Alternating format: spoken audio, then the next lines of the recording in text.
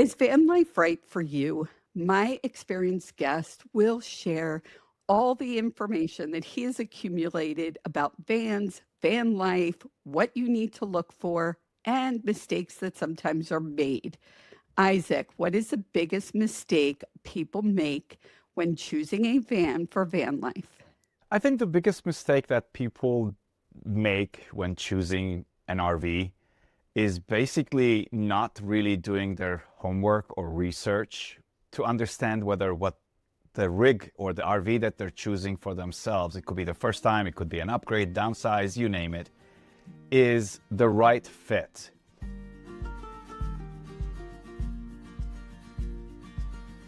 For those people that are new to Inspire Travels with Patti, I'm Patti Hunt, and I created this channel to inspire you to live life to the fullest.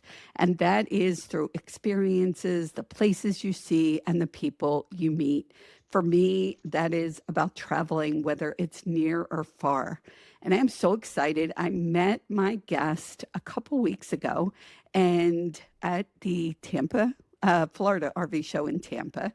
And I'm so excited. Isaac Angel is the creator behind the YouTube channel Where RV Going, focuses on RV life, van life, and in-depth tours of Class B, Class C, and other motorhomes. He is known for covering new, innovative RV models, including appearances at major events like the Florida RV Super Show, where we met. Correct. Welcome to Inspire Travels with Patti. Thank you, Patty, for having me. This is great honor. Thank you for having me on your channel. Well, thank you for being here. So let's start by you sharing what's the backstory here. Were you always a van lifer? No, in fact, I hated camping. Believe Okay. it or not, I never was a camp lover or anybody who would even get close to a camping site. But comes the pandemic back in 2019, and when I was trapped in the house with the rest of the world, basically, and saw people or heard about people on social media that were still out enjoying life, enjoying the outdoors because they could live on the road in their home on wheels, if I may say. That opened a whole perspective for me. And I was like, if they can do it, I should do it. I should not be trapped in my house. I can definitely enjoy still the beaches, the rivers, the lakesides, the outdoors.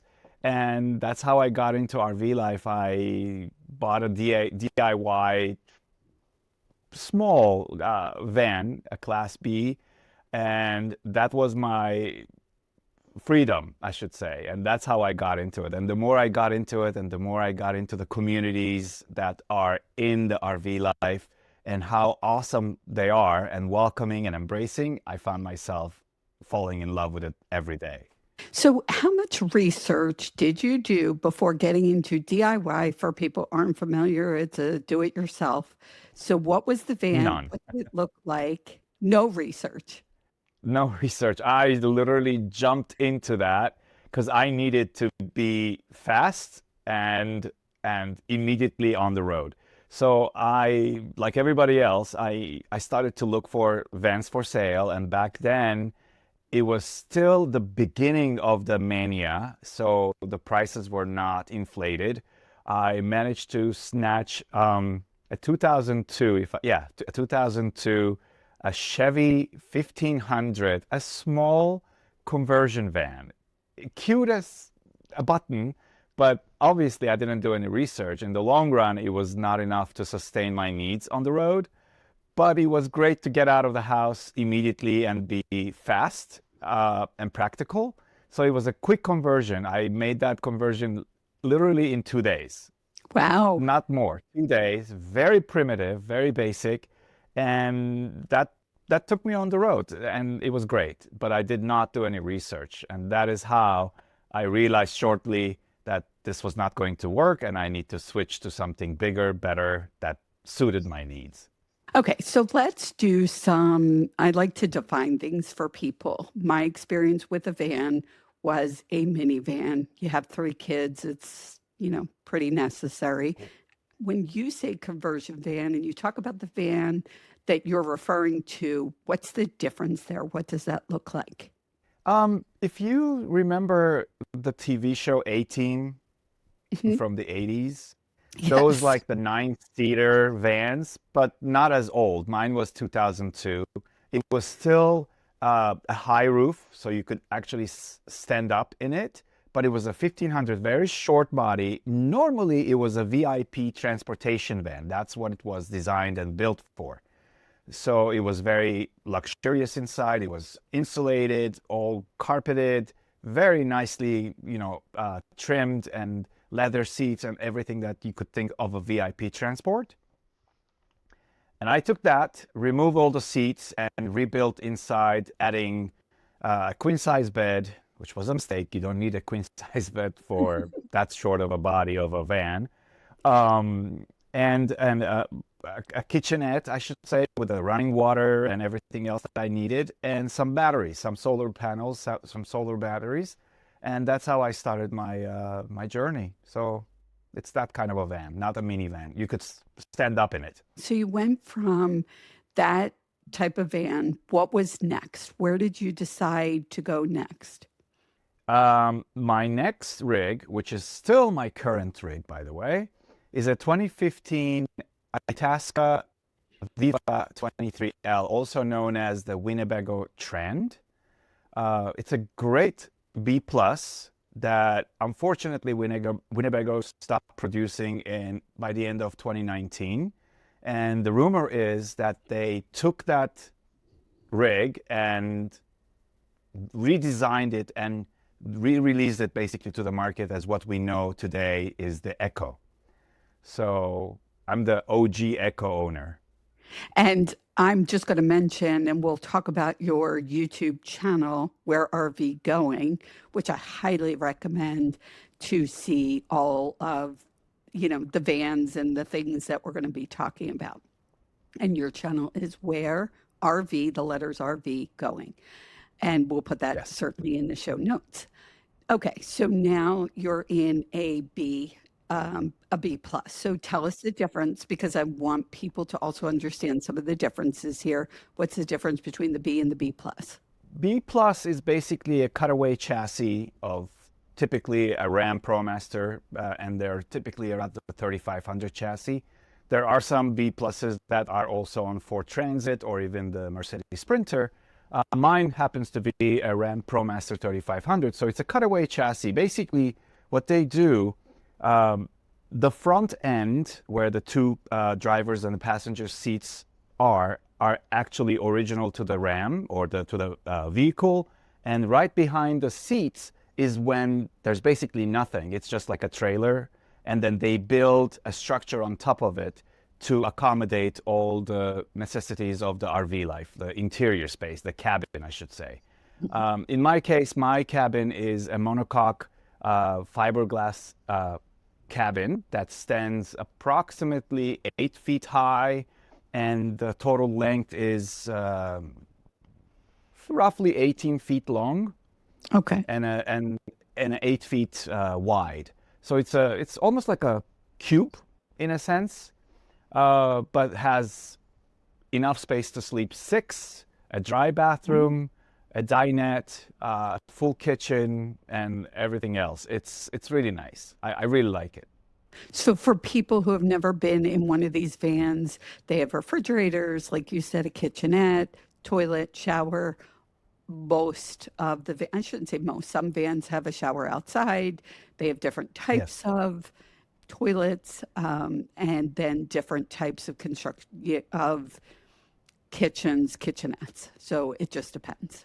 And that is something for correct. people to consider what's important for them as far as what to look for.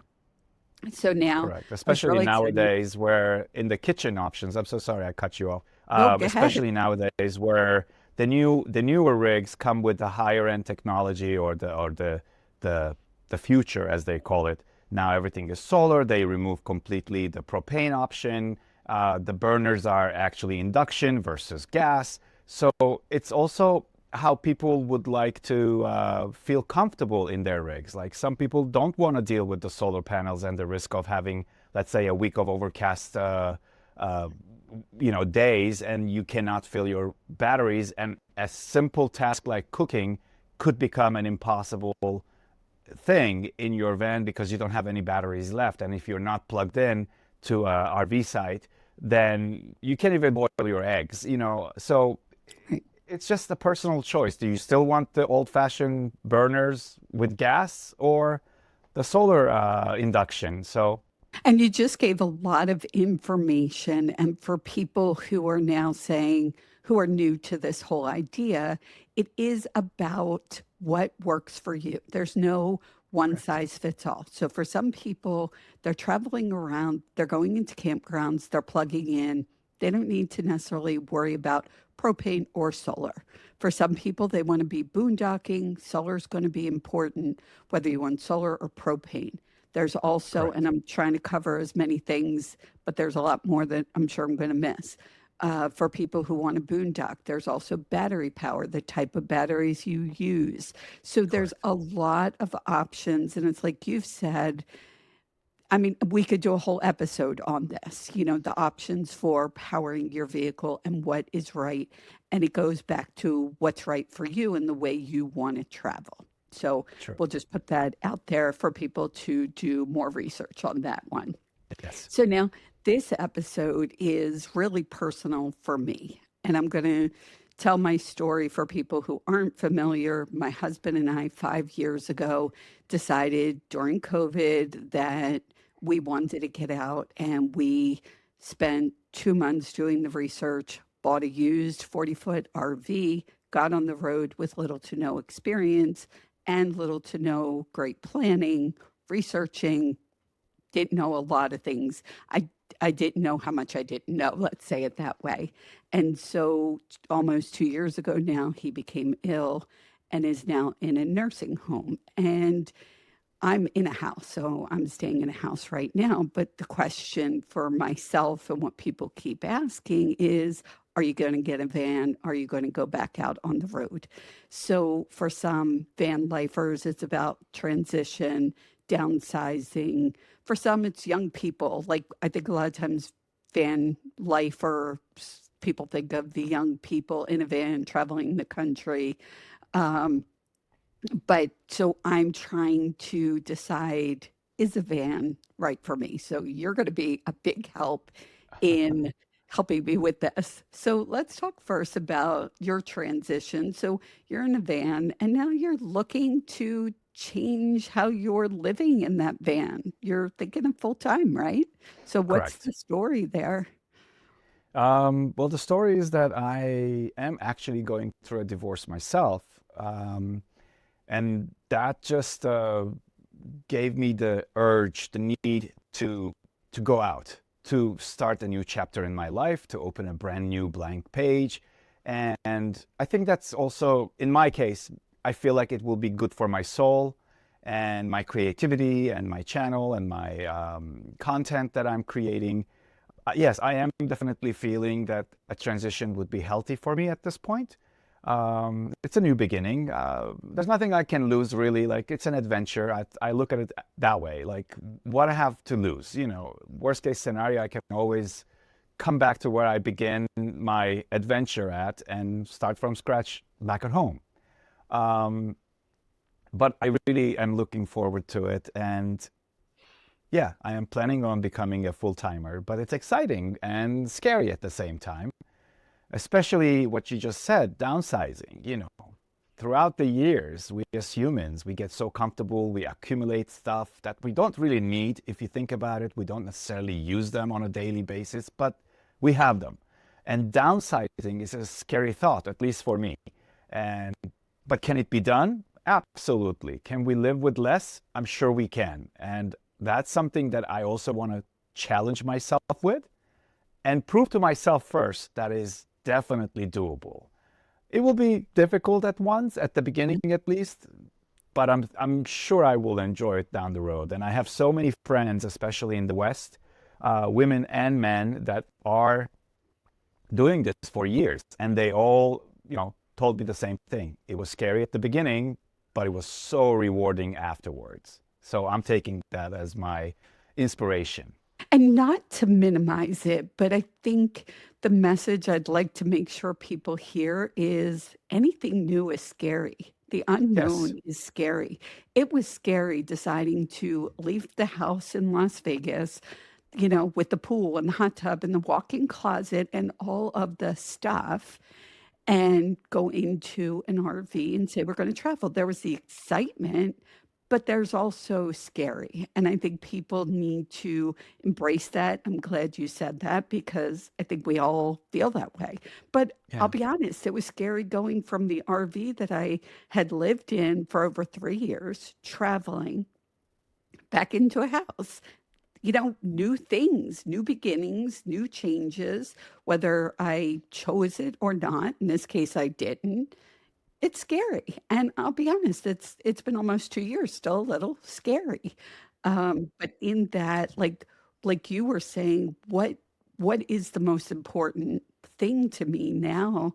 And it's not the things. It's not the things Hmm. that see I'm starting to accumulate again. I try and be mindful. It's the experiences. At the end of the day, I'm going to remember the hot springs in Crystal River and being so close to a manatee I could touch him. That's what now makes all the difference for me. That's what matters to me, those experiences. So I think that's what would drive me if I make this leap to a band. That's what would be the driving force.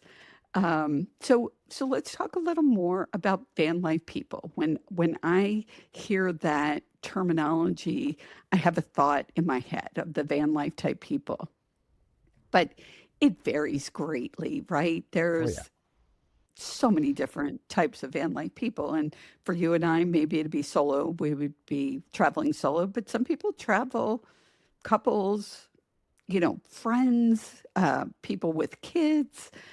There's just because you're in a van, like it's small, but I'm sure there are people that travel with kids. So There tell are. us who the van life is for. Give me what's your thoughts when somebody says, who is the van life for?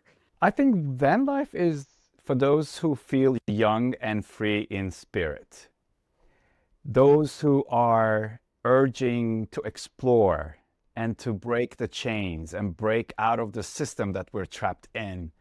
Um, the anarchists, I should say, the people that want to just liberate themselves from their close surroundings that are basically trapping them for many, many, many, many years prior. Um, I met all kinds of people on the road, on the shows. This is what I do, especially the content creation. So I get to meet a lot of people from all kinds of different backgrounds and demographics, and their story is all the same. They feeling free, the freedom to be anywhere they want and do anything they want without any restrictions, any limitations, and that adventure, that urge to live the adventure called life. So it's for everyone. I love that. What you said sums it up in such an amazing way. So that was incredible. Thank you for Thank that. And you. I'm going to pull that quote. I was actually writing it because I think it's an amazing quote. I'll give you credit for it. Oh wow, thank you. You're welcome.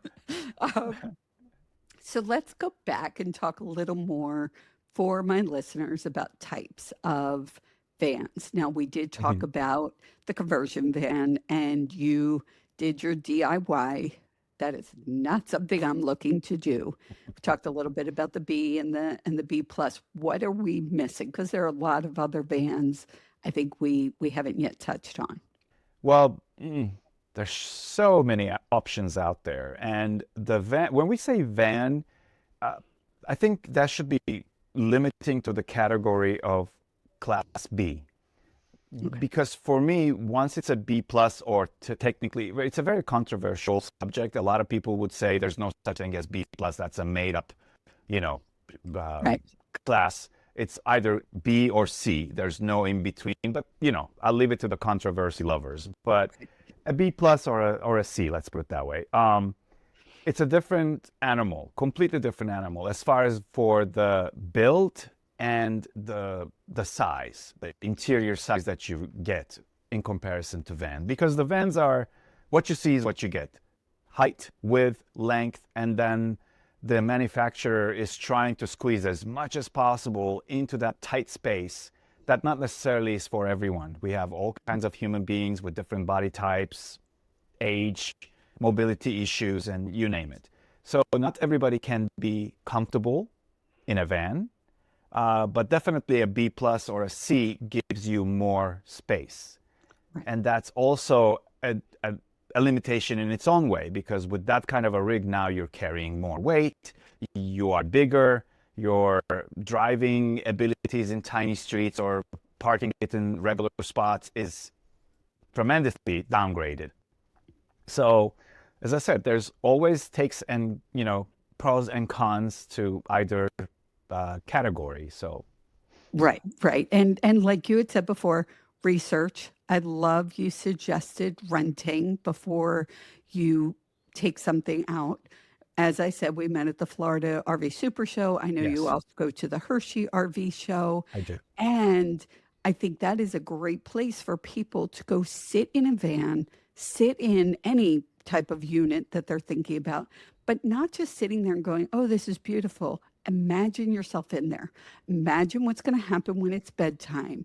Do you want a bed that folds away and you have to make every night? Do you want a bed that's always made?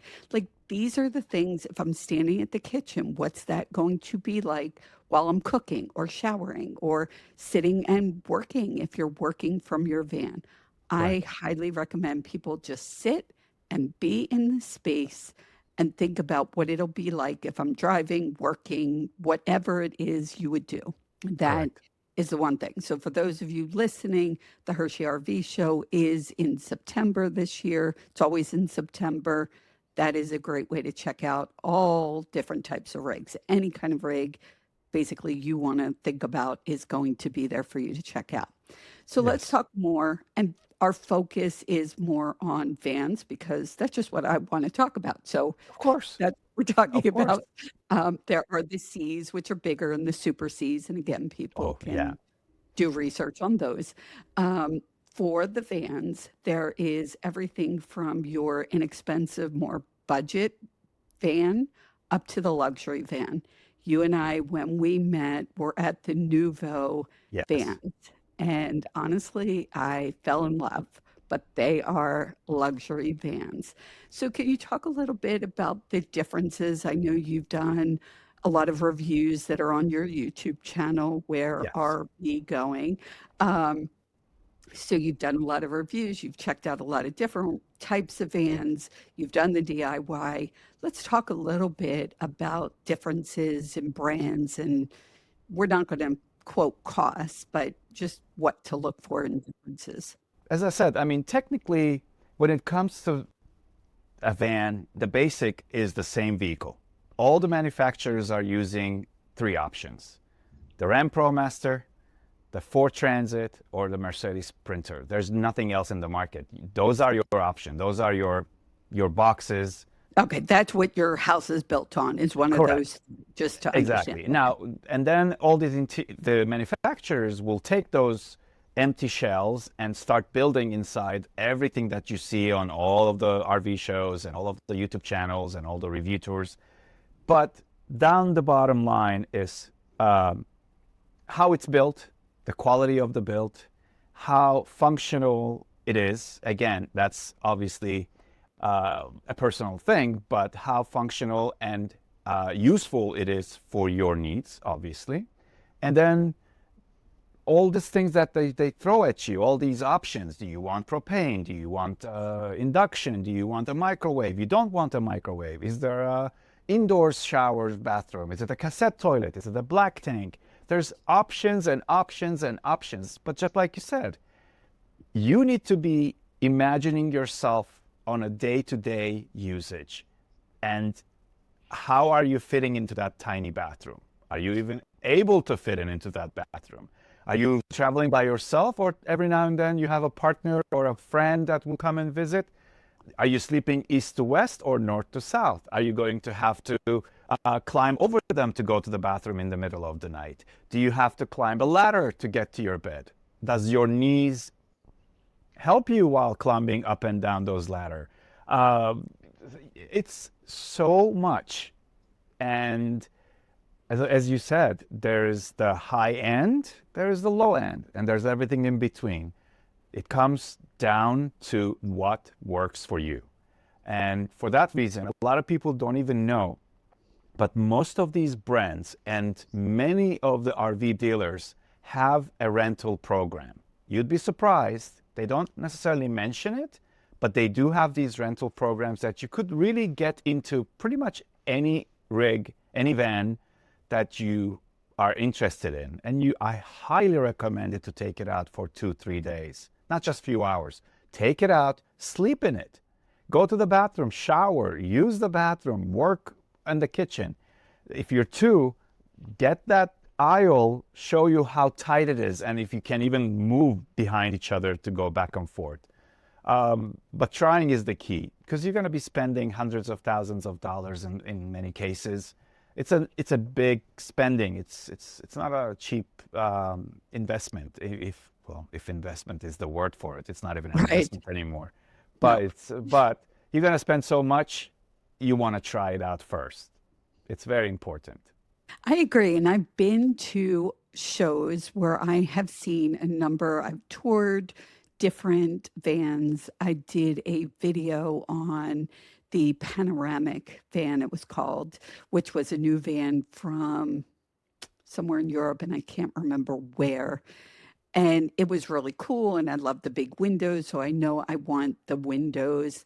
I've always imagined when I was in the 40-foot Class A, I imagined taking a van out for a while because I wanted the bed in the back and imagined a great big window backing up to the lake or the mountains, whatever it is, and waking up in the morning, having my coffee, watching the sunrise, the sunset, the stars.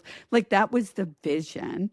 And then having a place, because I do work from home, having a place to work and those kinds of things. At the show, I saw the Nouveau vans, and neither of us, I'm not an affiliate, I'm not a whatever. I just saw these vans, and again, sitting in it changed my perspective. In the one van, which of course was the most expensive one, in the back, there is a great big couch that goes all the way around, and it looks big. I think it sits probably 8 people back there Yeah. with this They actually beauty. fit 13 people in there, just so you know.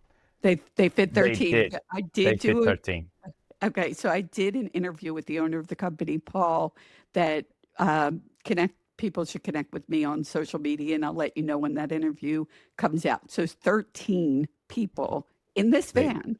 yes. And then it's got this big, beautiful wooden table, which I love, that folds up. And you can convert that into a bed. But Yes. I don't like that. I always wanted the idea that my bed stays made. I could just get in bed whenever I want. I don't have to worry about cushions and things like that. But in this van, there is a bed that comes down. Now, is that a full or a queen bed? Do you know? It's a RV queen. Queen, okay. So that's what It's I a queen. thought.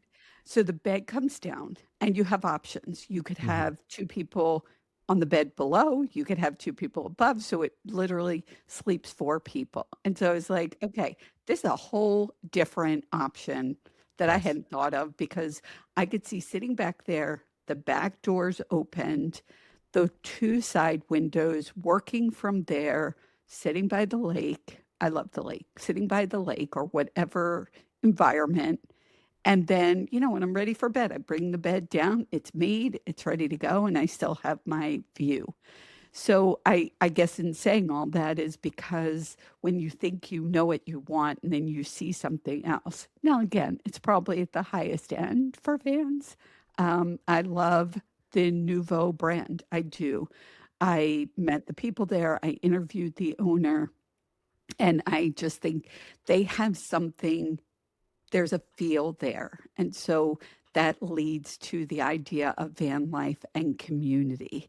And for Hmm. me, that is in the RV life that I've had, community has been incredible. And Yeah. it's hard to describe. So talk a little bit about community within the van life. By the way, the van that you were referring to is the Nuvo Plus. Okay, right. It's called Thank you. it's called a rear lounge. Yes, it has an amazing U-shaped dinette in the back and a hydraulic queen size bed that sits on the top.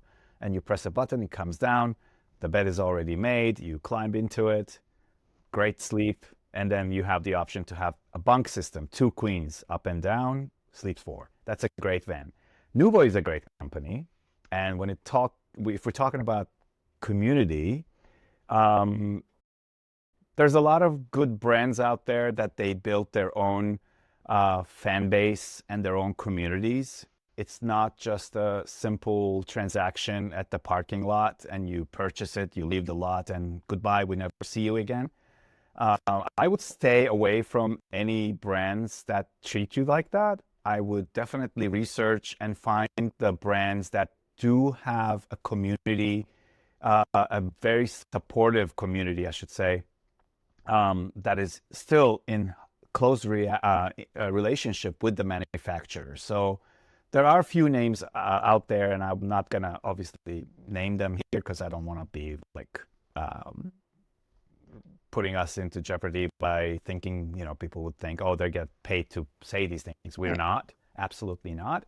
But it's not too difficult to find them. You can go to Facebook, you can go to Instagram, or even YouTube, and there's a lot of communities that actually post sales.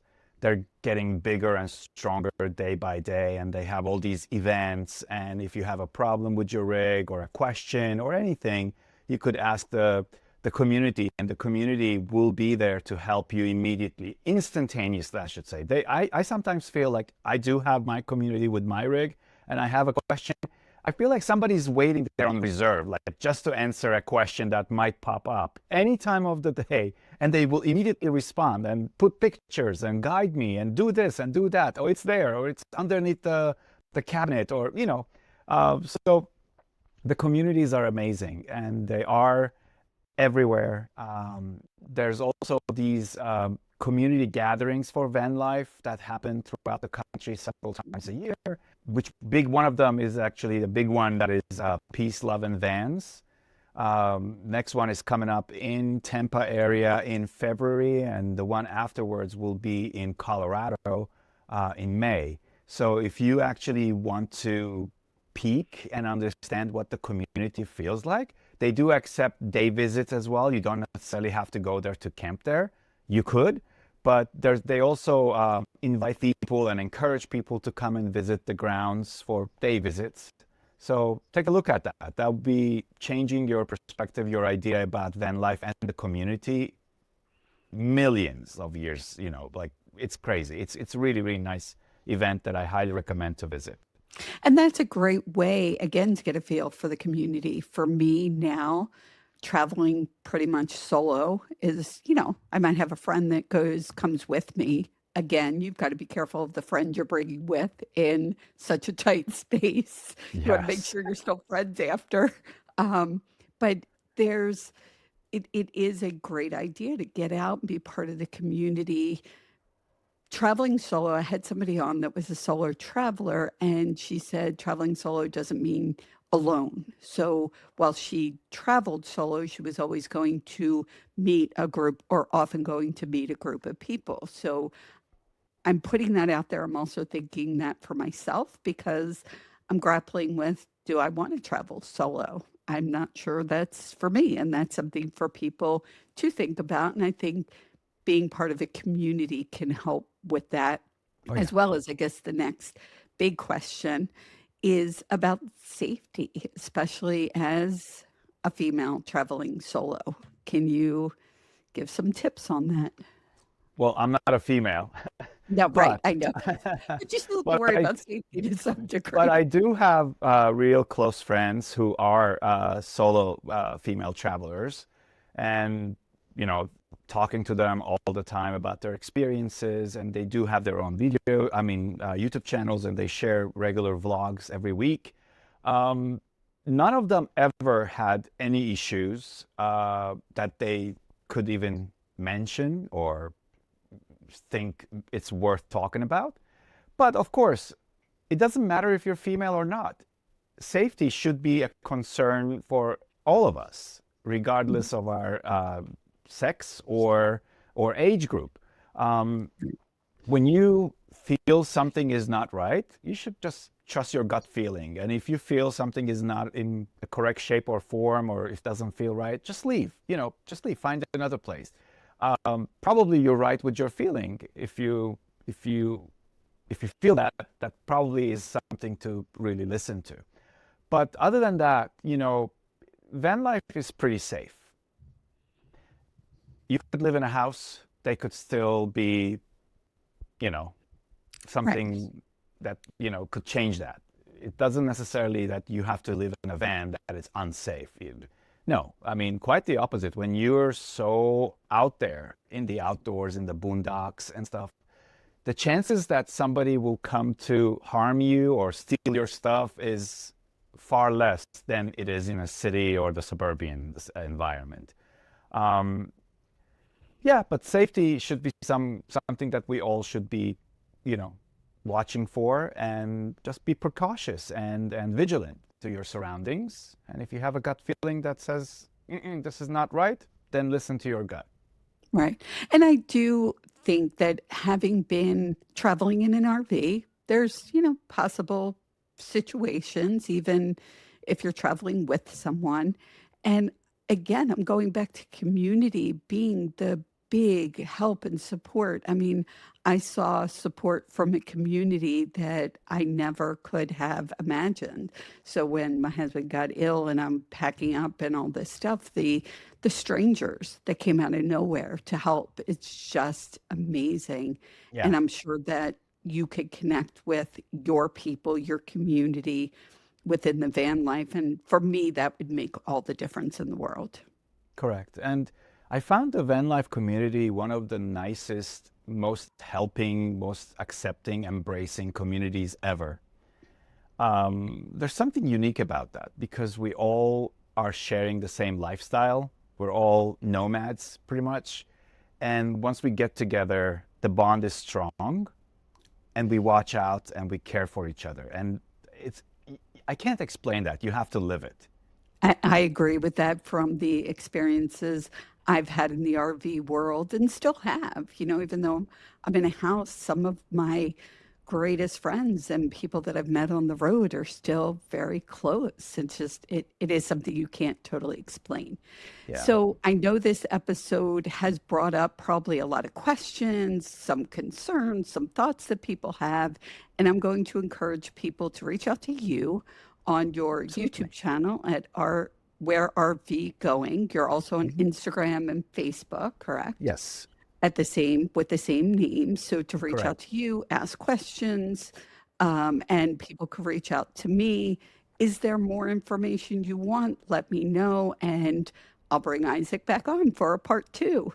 Absolutely. People can reach out to me on Instagram, Facebook, TikTok, and I am on YouTube as well. All of it at Inspire Travels with Patti. I want to thank you, Isaac, so much for taking time out to be on and help me and my listeners make a decision about van life. Absolutely. I'm honored to be here. Thank you so much for having me. I hope I didn't scare anybody. Um, what I'm gonna say, don't think, just do it. Seriously, like it will change your life. I've done it and I'm going back to it again, and I can't wait. It's really a life-changing experience. Don't be afraid, just do it.